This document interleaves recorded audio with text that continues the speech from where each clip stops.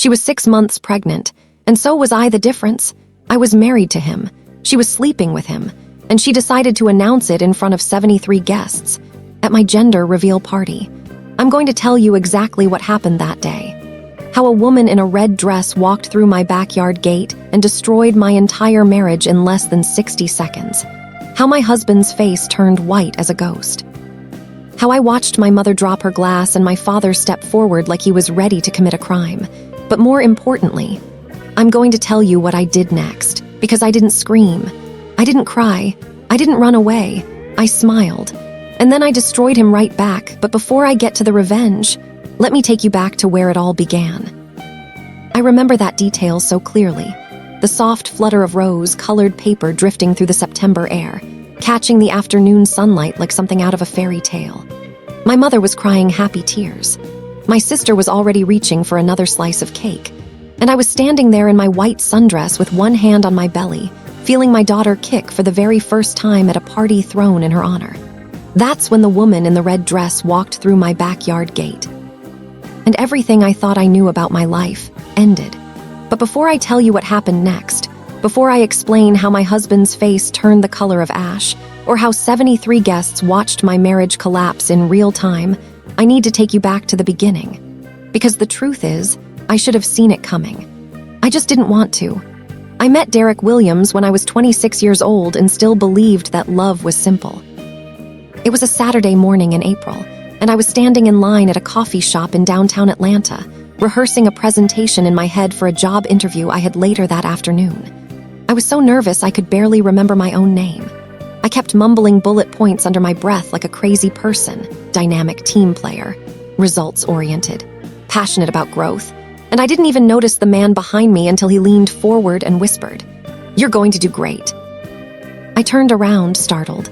He was tall, dark brown skin, a smile that made his eyes crinkle at the corners. He was wearing a simple gray sweater and jeans, and he had the kind of calm confidence that made you feel like everything was going to be okay, even when it wasn't. "Excuse me," I said. "Your interview." He nodded toward my folder, which had the company logo printed on the front. "I used to work there. You're going to nail it." I didn't know what to say. Strangers in Atlanta didn't usually talk to each other like that, but something about his energy made me smile. "How do you know?" I asked. He shrugged. "Because you care enough to practice in a coffee line. That's the kind of person they need." I got the job, and 3 weeks later I got a text from an unknown number that said, "Did you nail it?" It was him, Derek. He'd seen me walk out of the building that day and asked the receptionist if she knew who I was. She didn't, but she remembered my folder and the company name, and that was enough for him to take a chance. Looking back, I should have asked more questions about a man who tracked down a stranger from a coffee shop. But I didn't. I was flattered. I was hopeful. I was 26 and lonely, and Derek made me feel like the main character in my own love story. We dated for 2 years. We moved in together after 1. And on my 29th birthday, he proposed to me on the same spot where we'd first met, right there in that coffee shop, down on one knee, with a ring his grandmother had left him before she passed. I said yes before he even finished the question. Our wedding was small, just 60 people in my parents' backyard in Stone Mountain. I wore my mother's veil. Derek cried when I walked down the aisle, and when the pastor said, "You may kiss your bride," I remember thinking, this is it. This is the life I was always meant to live. We bought a townhouse in Decatur. I got promoted twice. Derek started his own logistics consulting business and worked from home most days. We talked about kids constantly, names we liked, how we'd decorate the nursery, what kind of parents we wanted to be. And for 5 years, everything felt perfect. Too perfect, maybe. Because that's the thing about a life built on lies, it doesn't crack all at once. It crumbles slowly. One tiny fracture at a time, and by the time you notice the foundation is broken, you're already standing in the rubble. The first fracture came on a Tuesday night in January. I had just gotten home from work. It was late, maybe 8 o'clock, and Derek was sitting on the couch in the dark. No TV, no phone, just sitting there staring at nothing. "Babe," I said, flipping on the light. "You okay?" He flinched, actually flinched, like I'd caught him doing something wrong. "Yeah," he said quickly. "Just thinking." I didn't push it. I told myself he was stressed about work. He'd been traveling more lately, client meetings in Charlotte, Savannah, sometimes Birmingham. I figured the business was growing and he was feeling the pressure. So I kissed his forehead, made us both some tea, and let it go. But I didn't forget. A wife knows when something shifts. It's not always obvious. It's not always loud. But there's a rhythm to a marriage, a pulse. And when it changes, you feel it in your chest like a second heartbeat. For weeks after that night, I told myself I was imagining things. I told myself Derek still loved me. I told myself the distance I felt was just a phase. And then I found out I was pregnant. I found out on a Friday morning in March. I'd been feeling off for about a week, tired in a way that sleep couldn't fix, nauseous at the smell of eggs, weirdly emotional during commercials. My cycle was late, but I didn't think much of it. Stress, I told myself. Work had been overwhelming. My body was just out of rhythm, but something told me to take a test anyway. I remember sitting on the edge of our bathtub, watching the little digital screen load. My hands were shaking. My heart was pounding so loud I could hear it in my ears. And when the word pregnant appeared in that tiny window, I dropped the test on the floor and just sat there. For 5 years, I had dreamed about this moment. And now that it was here, I didn't know whether to laugh or cry, so I did both. I called my mother first. She screamed so loud I had to hold the phone away from my ear. Then I called my sister, Janelle, who immediately started planning a baby shower before I even told her how far along I was. And then I sat in my car in the driveway for 20 minutes, practicing how I was going to tell Derek. I wanted it to be special. I stopped at a baby store on the way home and bought a tiny pair of sneakers, white with gold laces, and a card that said, "Coming soon, our greatest adventure." I put the sneakers in a gift box, wrapped it in blue and pink ribbon, and placed it on the kitchen table with a candle lit beside it. When Derek walked through the door that evening, I was standing there with tears already in my eyes. "What's this?" he asked, setting down his bag. "Open it," I whispered. He looked at me confused, then slowly pulled the ribbon loose. When he lifted the lid and saw those tiny shoes, his face went through a series of emotions I couldn't quite read. Shock, yes, but something else too. Something that flickered behind his eyes for just a second before it disappeared. "You're pregnant," he said. I nodded, crying now. "We're having a baby, Derek." He pulled me into a hug. He said all the right things. So happy. "I love you so much. This is everything I've ever wanted." But his arms felt stiff. His voice felt rehearsed. And when I looked up at him, expecting to see tears in his eyes, they were dry. I told myself I was being ridiculous. Men process things differently, I thought. He's probably just in shock. Give him time. So I gave him time. And I gave myself permission to be happy. The next few months were a blur of doctor's appointments, prenatal vitamins, and late-night conversations about baby names. I was glowing, everyone said so. My skin was clear. My hair was thick. I had that kind of joy radiating from me that strangers could see from across the room.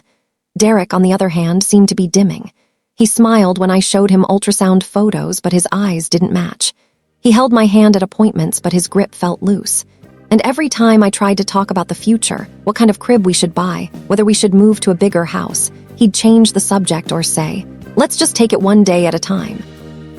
I didn't understand. This was supposed to be the happiest chapter of our lives. We had waited for this. We had planned for this. And now that it was finally happening, it felt like Derek was somewhere else entirely. By the time I reached my 5th month, I started noticing other things, too. His phone was always face down now. He'd step outside to take calls he said were work stuff. He started going to the gym at strange hours, 10 o'clock at night, sometimes later. Whenever I asked where he'd been, his answers felt vague, like sentences he'd practiced on the drive home. Just had to clear my head. Traffic was bad. Lost track of time. I wanted to believe him, I really did. Because the alternative, that my husband was hiding something, was too painful to consider while I was carrying his child. So I buried my suspicions. I focused on the baby. And I threw myself into planning the one thing I thought would bring us back together, the gender reveal party. I went all out. My mother said I was being extra, and she wasn't wrong.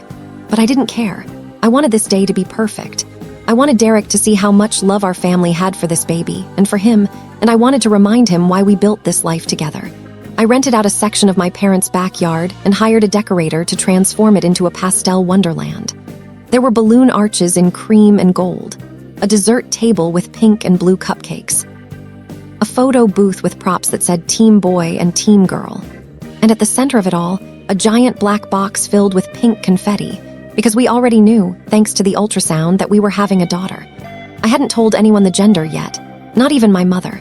I wanted the surprise to be real, to be shared, to be something Derek and I experienced with the people we loved most. 73 guests were invited. Family, friends, coworkers. Derek's mother flew in from Chicago. My college roommate drove up from Savannah. It was going to be the event of the year, a celebration of new life, of love, of everything we had built. The morning of the party, I woke up early and spent an hour doing my makeup. I curled my hair. I slipped into a flowy white sundress that made my belly look like a perfect round blessing. And when I looked in the mirror, I felt beautiful. I felt whole. Derek was quiet that morning. He barely touched his breakfast. When I asked if he was nervous, he just shrugged and said, "I'm fine." But he wasn't fine. I could see it in the way his jaw was clenched, in the way he kept checking his phone, in the way he kissed me on the cheek instead of the lips before we left for my parents' house. Something was wrong, and in less than 3 hours, I was going to find out exactly what it was. The party started at 2 o'clock, and by 2:30, the backyard was full. I remember standing near the dessert table, watching my loved ones mingle, and feeling a wave of gratitude so strong it almost knocked me over. My mother was laughing with Derek's aunt. My sister was chasing her toddler across the lawn. My coworkers were taking photos in the booth, holding up signs that said "girl" and making silly faces. This is what happiness looks like, I thought. This is what I've been working toward my whole life. Derek was standing near the drink station with his brother, Marcus. They were talking quietly, and every few minutes, Derek would glance toward the gate like he was expecting someone. I didn't think much of it at the time. I assumed he'd invited a friend I didn't know about, or maybe he was just anxious about the big moment. "You okay, baby?" I asked, walking over to him. He forced a smile. "Yeah, just hot out here." It was September in Georgia. Of course it was hot, but his forehead wasn't just damp from the heat. His whole body was tense, shoulders tight, hands gripping his cup like it was the only thing keeping him upright. "The reveal is in 30 minutes, I said softly, squeezing his arm. "Try to relax, this is supposed to be fun." He nodded, but his eyes still drifted toward the gate. I let it go. I had 100 things to manage, the photographer, the caterer, the confetti cannon that needed to be set up at just the right angle. I didn't have time to decode my husband's strange mood.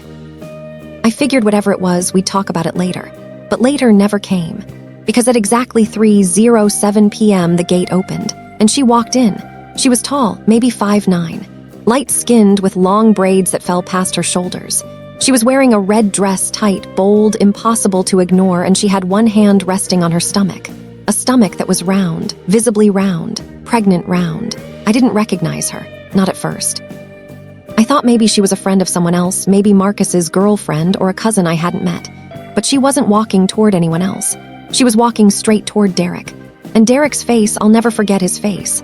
All the color drained from his skin. His mouth opened, then closed, then opened again like a fish gasping for air. His cup slipped from his hand and hit the grass with a soft thud, spilling lemonade across his shoes. "Derek," I said, confused. "Do you know her?" He didn't answer. The woman stopped about 10 feet away from us, close enough for everyone to see her, close enough for me to notice the smirk curling at the corner of her lips. "Hey, baby," she said, loud, deliberately loud. "Didn't think I was gonna miss this, did you?" The backyard went silent, not the peaceful kind of silent. The kind where you can feel 73 people holding their breath at the same time. The kind where the air gets thick and the birds stop singing and even the wind seems to pause. My mother stepped forward. "Excuse me, who are you?" The woman turned to look at her, looked at all of us, and tilted her head like we were the ones who were confused. "Who am I?" She laughed, low and sharp. "I'm Tanya. I'm the woman who's been with Derek for the last 3 years, and I'm 6 months pregnant with his son." The next few seconds stretched like hours. I remember the way my knees buckled. I remember my sister's gasp behind me. I remember my father dropping his plate of food and stepping toward Derek with a look I'd never seen before, rage, disbelief, something primal and protective. But most of all, I remember looking at Derek, my husband, the man I had trusted with my entire life, the man who had held me on the bathroom floor when I had a miscarriage scare at 8 weeks, the man who had stood in front of God and our families and promised to love me, only me, until death. He couldn't even look at me. His eyes were fixed on the ground, his chest rising and falling too fast, his hands trembling at his sides. "Derek," I whispered, "tell me she's lying." He didn't move. "Derek," my voice cracked. "Look at me, tell me this isn't real." Finally, he lifted his eyes, and in them I saw everything I needed to know. No denial, no confusion, just guilt, deep, rotting, undeniable guilt. "I'm sorry," he said, barely a whisper. "I'm so sorry." Tanya crossed her arms over her belly and smiled. "Oh, he's sorry now. He wasn't sorry when he was paying my rent. He wasn't sorry when he was with me last weekend while you were at your little baby shower planning meeting. But now that everyone can see who he really is, now he's sorry. I felt like I was underwater. Everything around me was muffled, distorted. I could see people moving, my mother rushing toward me, my sister crying, Derek's mother covering her mouth, but I couldn't hear any of it clearly. My ears were ringing. My heart was pounding so hard I thought it might break through my chest. And then I felt something else. My baby kicked. A sharp, firm kick right beneath my ribs, like my daughter was reminding me she was still there, still depending on me, still waiting for me to be strong enough for both of us. I took a breath, and something inside me shifted. I don't know how long I stood there. It could have been 10 seconds, it could have been 10 minutes. Time had stopped making sense the moment that woman opened her mouth. But somewhere between the ringing in my ears and the pounding in my chest, I felt something rise up from deep inside me. It wasn't anger, not yet. It was something quieter, something colder, a kind of clarity I'd never experienced before. I looked at Derek. I looked at Tanya. And I looked at the 73 people standing frozen in my parents' backyard, watching my life fall apart in real time. Then I did something no one expected. I smiled. Not a happy smile, not a fake smile. A slow, steady smile that came from a place I didn't even know existed inside me. A place that said, "You think you just won? You have no idea who you're dealing with." "Okay," I said softly. My voice was calm, too calm. Even I was surprised by how steady it sounded. Derek blinked. "Jasmine," I held up one hand. Don't you dare say my name right now." He closed his mouth. I turned to Tanya, who was still standing there with her hand on her belly like she was posing for a magazine cover. Her smirk had faded slightly. She hadn't expected this reaction. She'd expected screaming, crying, maybe a dramatic collapse. She'd come here to humiliate me, but I wasn't going to give her that satisfaction. "So," I said, taking a step toward her. 3 years. She lifted her chin. 3 years, longer than most marriages last these days. I nodded slowly. "And you came here today because I'm tired of being hidden," she snapped. "I'm tired of being his secret. He told me he was going to leave you. He said it was over between you two. But then you got pregnant and suddenly he's throwing you a party, posting pictures on Instagram like you're some kind of happy family. Nah, I wasn't about to let that slide." I felt my mother's hand on my shoulder. "Jasmine, baby, let's go inside." "No," I shook my head. "No, Mama, I need to hear this." I turned back to Tanya. "What exactly did he tell you about me?" She hesitated. For the first time since she'd arrived, she looked uncertain. "He said you were cold," she finally said. "That you didn't appreciate him, that you were more focused on your career than on being a wife." I let out a small laugh. "Did he also tell you that I supported him financially for 2 years while he built his business? That I cooked his meals, washed his clothes, and planned every single holiday for both our families while working 50-hour weeks? Did he tell you that I had a miscarriage scare 3 months ago and he wasn't even home because he was?" I paused, doing the math in my head. "Probably with you." Tanya's jaw tightened. She didn't answer. "That's what I thought." I turned back to Derek. He was standing completely still, like a man waiting to be sentenced. 3 years, I repeated. "You've been lying to me for 3 years. Jasmine, please. How many times did you tell me you loved me while you were sleeping with her? How many times did you kiss me goodnight after coming home from her apartment? How many times did you look me in the eyes and lie?" He opened his mouth, but nothing came out. "I asked you," I continued, my voice starting to tremble now. "When we found out I was pregnant, I asked you if you were happy. Do you remember what you said?" He said nothing. "You said, 'This is everything I've ever wanted.'" A tear slipped down my cheek. "Was that a lie too? Was any of it real?" "I do love you," he whispered. "I know I messed up, but I love you, don't." I stepped back, shaking my head. "Don't you dare use that word right now. You don't get to destroy someone's life and then tell them you love them. That's not love, that's manipulation." My father stepped forward, his fists clenched at his sides. "Son, I think it's time for you to leave." Derek looked at him, then at me, then at the crowd of people who were all staring at him with a mixture of shock and disgust. His mother was crying quietly into a napkin. His brother Marcus had his head in his hands. "Jasmine," Derek said again, his voice cracking.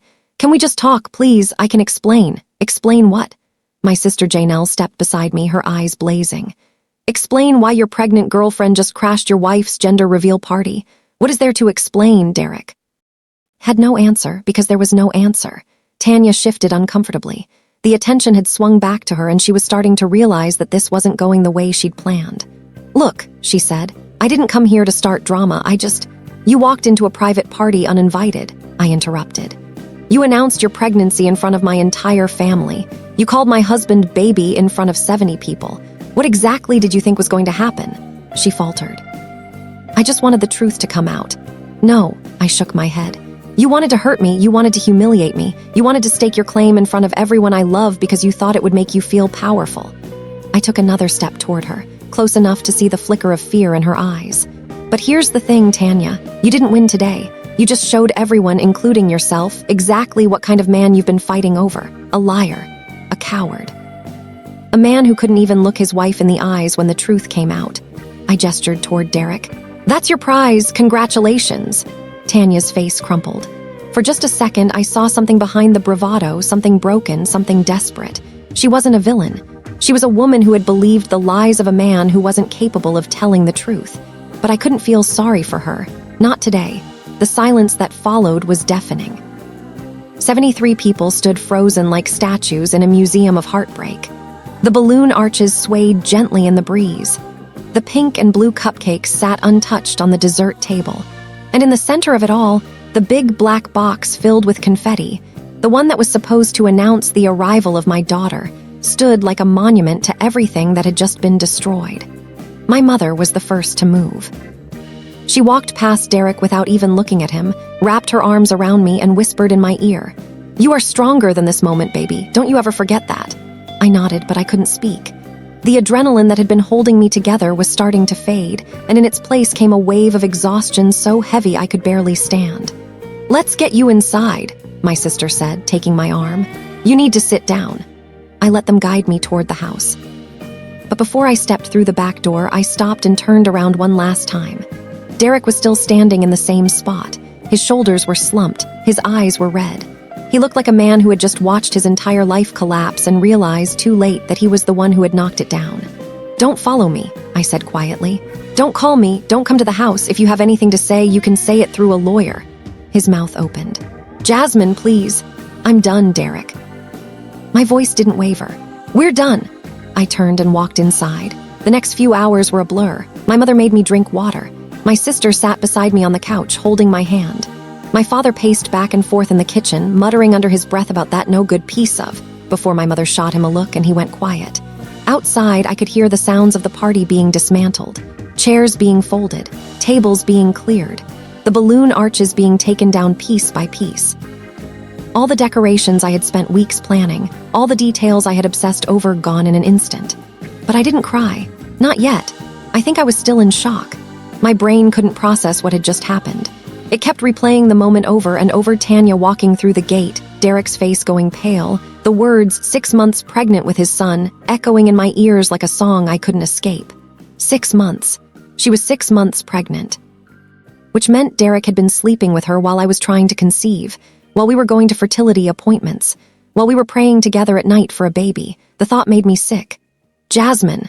My mother sat down beside me, her face soft with concern.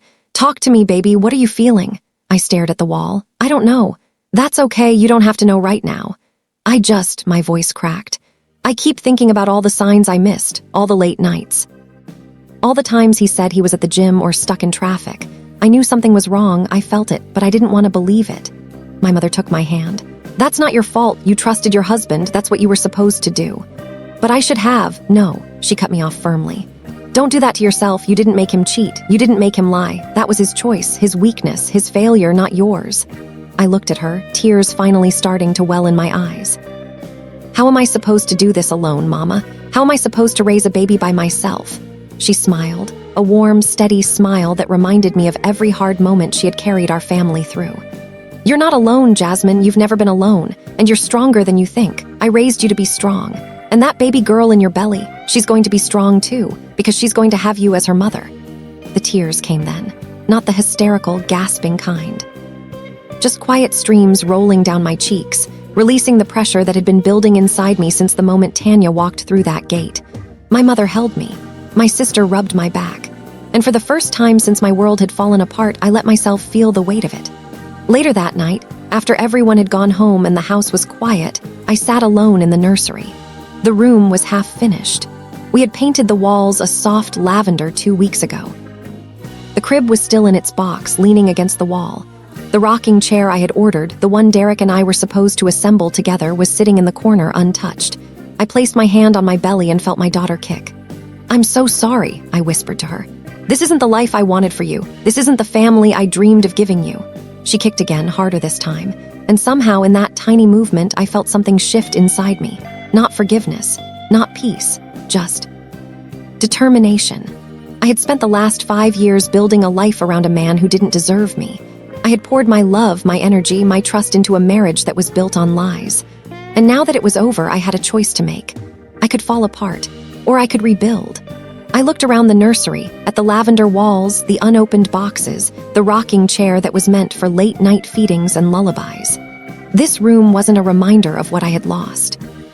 It was a promise of what I was about to create. A new life, a new beginning, a future that didn't include Derek Williams. And for the first time all day, I felt something close to hope. The next morning, I woke up with a strange sense of calm. Not the peaceful kind. More like the stillness that comes after a storm when the wind has stopped howling and the rain has finally eased, and you step outside to survey the damage. Everything is wrecked, but at least the chaos is over. I lay in bed for a few minutes, staring at the ceiling, listening to the silence of a house that no longer felt like home. Derek's side of the bed was empty. His pillow still smelled faintly of his cologne, a scent that used to comfort me but now made my stomach turn. I got up, stripped the sheets off the bed, and threw them in the trash. It was a small thing, but it felt like the first step toward reclaiming my life. By 9 o'clock, my phone had blown up with messages.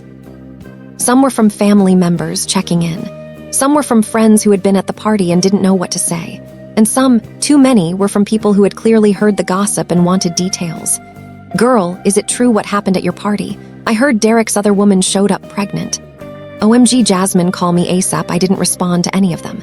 Instead, I scrolled through until I found the one name I was looking for, Monica Tate, my lawyer.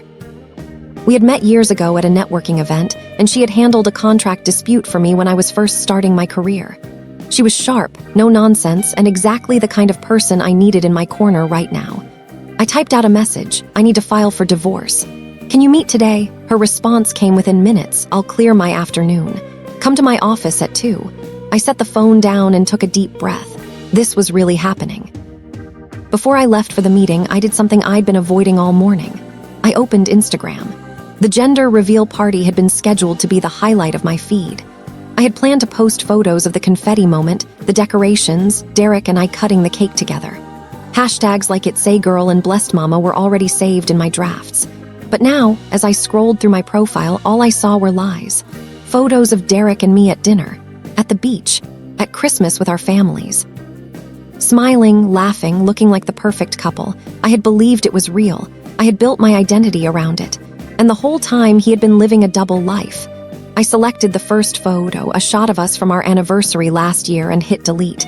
Then I deleted another, and another, and another. By the time I was done, there were no traces of Derek Williams on my page. It felt like surgery, painful but necessary. Monica's office was on the 14th floor of a glass building in Buckhead. She was already waiting for me when I arrived, a tall, elegant woman in her 50s with silver locks and glasses that made her look like a professor. She stood up when I walked in and gave me a hug that was brief but warm. "Sit down," she said, gesturing to the chair across from her desk, "and tell me everything." So I did. I told her about the party, about Tanya, about the 3 years of lies I had just discovered, about the fact that Derek's mistress was 6 months pregnant, which meant he had been cheating on me before, during, and after we started trying to have a baby. Monica listened without interrupting. When I was finished, she leaned back in her chair and folded her hands. "First of all," she said, "I'm sorry. No one deserves what you've been through. Thank you. Second," she leaned forward, "we're going to make sure you and that baby are protected. Do you know what assets you and Derek share?" I nodded. "The townhouse is in both our names. We have a joint savings account, a joint checking account, and a small investment portfolio. His business is technically separate, but I helped fund it in the early years." Monica wrote everything down. "Good. I'll need bank statements, mortgage documents, anything that shows your financial contributions to the marriage. The more documentation, the better." "What about custody?" I asked, placing a hand on my belly. "Can he fight me for the baby?" Monica's expression softened. "He can try, but given what just happened and the fact that there are dozens of witnesses who saw him exposed for infidelity, I don't think any judge is going to look favorably on him. We'll push for full custody with visitation rights at your discretion." I exhaled slowly. "Okay. One more thing." Monica looked at me over the top of her glasses. Has Derek tried to contact you? I nodded. He's called about 15 times, sent a dozen texts. I haven't responded. Good, keep it that way. Don't talk to him directly, don't let him into the house. Everything goes through me from now on. She slid a folder across the desk. These are the initial divorce papers. Take them home, read through them, and sign when you're ready. Once you do, I'll file first thing Monday morning. I stared at the folder for a long moment. It was strange, holding the end of my marriage in my hands. A stack of papers that would undo 5 years of vows, 5 years of memories, 5 years of believing I had found my person. But I didn't hesitate. I picked up the pen and signed my name. I didn't sleep that night. I lay in bed with the secret phone on the nightstand beside me, its cracked screen glowing faintly in the darkness. Every few minutes, I would reach over and scroll through more messages, more photos, more evidence of the life my husband had been living without me. There were receipts for jewelry I never received, hotel bookings for weekends he said he was at conferences, even a folder of photos from what looked like a baby shower, Tanya surrounded by friends, opening gifts wrapped in blue, while Derek stood in the corner smiling like a proud father. A baby shower. He had attended a baby shower for his other child while I was at home, pregnant with his daughter, believing every lie he told me. By the time the sun came up, I had made a decision. I wasn't just going to divorce Derek Williams. I was going to make sure everyone knew exactly who he was. I called Monica first thing in the morning. I found something, I said, my voice steady despite the exhaustion. A second phone. It has everything: texts, photos, receipts, 3 years of proof. Monica was quiet for a moment. Then she said, "Bring it to my office today. This changes everything." 2 hours later, I was sitting across from her desk again, watching her scroll through the phone with a legal pad beside her. Every few seconds, she would pause, write something down, then keep scrolling. Her expression was unreadable, but I could tell by the way her pen moved faster and faster that what she was finding was significant. "Jasmine," she finally said, setting the phone down. "Do you know what you have here?" I shook my head. "Proof of financial fraud." She tapped her notepad. "These receipts show that Derek has been funneling money from your joint accounts into separate accounts, some of which appear to be in Tanya's name. We're talking thousands of dollars over the past 3 years. My stomach dropped. He was stealing from me. In a manner of speaking, yes. He was using marital funds to support his affair and his other family. That's not just grounds for divorce, that's grounds for a very favorable settlement. She leaned forward. With this evidence, we can go after everything. The house, the business, his retirement accounts. A judge is going to see a man who lied to his wife, stole from her, and tried to hide a second family. You're not just going to walk away from this marriage, Jasmine. You're going to walk away with everything you deserve. For the first time in weeks, I felt something close to relief. Not happiness, not victory, just the quiet satisfaction of knowing that justice was possible. What do I need to do? I asked. Monica smiled. You leave that to me. The divorce proceedings moved faster than I expected. Within 2 weeks, Derek had been served. Within a month, his lawyer had reached out to discuss a settlement. And within 6 weeks, we were sitting in a conference room on opposite sides of a long wooden table, finalizing the end of our marriage. I hadn't seen Derek since the gender reveal party. He looked different now. Thinner, tired. The confidence that had once radiated from him was gone, replaced by something that looked almost like defeat. His eyes were red-rimmed, and his suit, one I recognized from our closet, hung loosely on his frame. He tried to catch my eye when I walked in, but I looked straight ahead. I wasn't here for closure. I wasn't here for apologies. I was here to finish what he started. My client is prepared to offer a settlement, his lawyer began, sliding a folder across the table. Mr. Williams is willing to relinquish his share of the marital home, provide monthly child support, and that's not enough, Monica interrupted calmly. Given the evidence of financial misconduct, we're seeking full ownership of the home, 60% of all liquid assets, and a structured payment plan to recover the funds that were diverted to Ms. Reynolds over the past 3 years. Derek's lawyer blinked. That's excessive. No, Monica replied. That's fair. Your client spent 3 years stealing from my client to fund his affair. He can spend the next 10 years paying it back. The room went silent. Derek shifted in his seat. For a moment, I thought he was going to argue. But then he looked at me, really looked at me, and something in his face crumpled. Jasmine, he said quietly. I'm sorry, I know that doesn't mean anything, but I need you to know. Don't. My voice was firm but calm. You don't get to apologize to me, Derek. You don't get to explain, you don't get to make yourself feel better by saying sorry. I leaned forward slightly. You had 3 years to tell me the truth. 3 years to be honest, 3 years to choose me, and every single day you chose to lie, so no, I don't want your apology, I want what's owed to me, and then I want you out of my life." He stared at me for a long moment, and then slowly he nodded. "Give her whatever she wants," he said to his lawyer. "I'm done fighting." The settlement was signed that afternoon. I got the house. I got the majority of our savings. I got a child support agreement that would ensure my daughter never wanted for anything. And I got something even more valuable than money.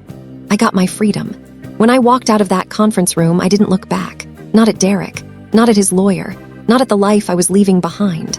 I just kept walking, one hand on my belly, the other holding the folder that represented my fresh start. 3 months later, my daughter was born. It was a Tuesday morning in December, just a few days before Christmas. The sky was gray and heavy with the promise of rain, and I remember thinking, as my mother drove me to the hospital, that this wasn't how I had imagined this moment. In my dreams, Derek had always been beside me. He would hold my hand through the contractions. He would cut the umbilical cord. He would be the first to hold our baby, tears streaming down his face, whispering promises about the life we would build together. But Derek wasn't there. And honestly, I didn't want him to be. Instead, I had my mother on one side and my sister on the other. 2 women who had held me up through the worst months of my life. 2 women who had never once made me feel like I was broken or weak or unworthy of love. They were my family, my real family. And when my daughter finally entered the world, screaming, red-faced, absolutely perfect, they were the first to welcome her. I named her Grace. Not because of any religious significance, though my mother certainly appreciated the biblical undertones, but because grace was what I had been given throughout this entire journey. Grace to survive the betrayal. Grace to find my strength. Grace to rebuild my life from the ashes of what Derek had destroyed. And now, holding this tiny human in my arms, I understood what grace truly meant. It wasn't about being perfect. It wasn't about having all the answers. It was about showing up, even when everything inside you felt shattered. It was about choosing hope, even when despair felt easier. It was about loving someone more than you loved your own pain. Grace weighed 7 pounds, 4 ounces. She had a full head of dark, curly hair and eyes that seemed to look right through me, like she already knew all my secrets. "She's beautiful," my mother whispered, tears streaming down her face. "She looks just like you." I smiled, pressing a kiss to my daughter's forehead. "She's going to be stronger than me." "Impossible," Janelle said, squeezing my shoulder. "There's no one stronger than you, sis." I wanted to argue. I didn't feel strong. I felt exhausted and overwhelmed and terrified of all the responsibility that now rested on my shoulders. But when I looked down at Grace, at her tiny fingers wrapped around my thumb, I knew that I would find a way. For her, I would find a way. Derek met Grace when she was 2 weeks old. I didn't want him there, but Monica had advised me that denying him access entirely could complicate the custody arrangement. So I agreed to a supervised visit at my parents' house, with my father stationed in the corner like a silent, disapproving guard. Derek arrived with flowers and a teddy bear. He looked nervous, more nervous than I had ever seen him, and when he walked into the living room and saw Grace in my arms, his eyes immediately filled with tears. "She's perfect," he whispered. "Jasmine, Her name is Grace," I interrupted. "And you have 30 minutes." He flinched at my tone, but he didn't argue. He sat down on the opposite end of the couch and watched as I carefully placed our daughter in his arms. For a moment, everything was still. Derek held Grace like she was made of glass, afraid to move, afraid to breathe. He stared at her face, tracing the curve of her cheek with one finger, and I could see something breaking behind his eyes. Regret. Not for what he had done to me, I wasn't sure he was capable of that kind of self-awareness, but regret for what he had lost. For the family he had destroyed. For the life he could have had if he hadn't been so selfish. "I'm sorry," he said quietly, not looking at me. "I know it doesn't matter. I know it doesn't change anything. But I need you to know that I'm sorry." I didn't respond. It's been 2 years since that gender reveal party. 2 years since a woman in a red dress walked through my parents' backyard gate and shattered the life I thought I knew. 2 years since I signed divorce papers in a lawyer's office and walked away from a marriage built on lies.